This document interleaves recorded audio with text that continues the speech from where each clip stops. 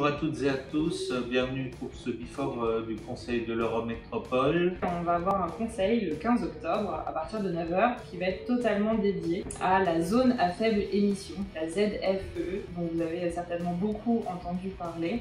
Alors qu'est-ce que c'est que cette zone à faible émission? Bien, c'est une obligation légale imposée par l'État.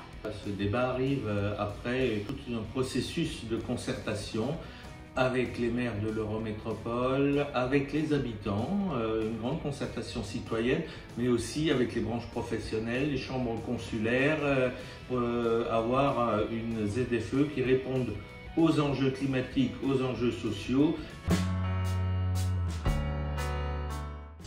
Alors, la zone à faible émission, c'est aussi un outil de santé publique.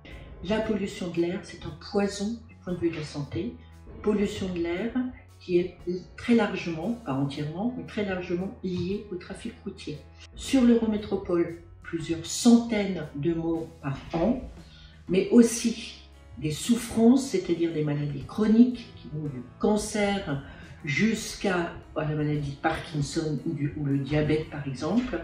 C'est aussi des dégâts sur l'enfant encore dans le ventre de la mère, et c'est aussi un facteur d'inégalité en matière de santé, puisque les personnes qui habitent à côté des axes routiers, qui sont souvent des foyers plus modestes, vont subir plus que les autres les effets de la pollution atmosphérique.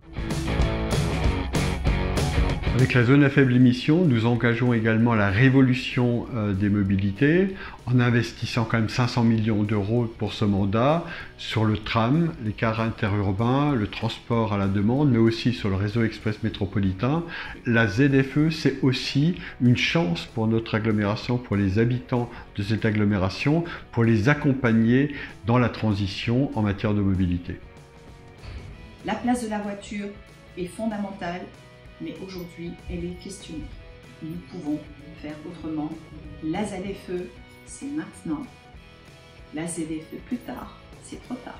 Donc on vous invite à vous connecter sur le site strasbourg.eu pour suivre en live ce conseil de l'Eurométropole le 15 octobre à partir de 9 h ou encore sur les réseaux sociaux du groupe écologiste et citoyen de l'Eurométropole.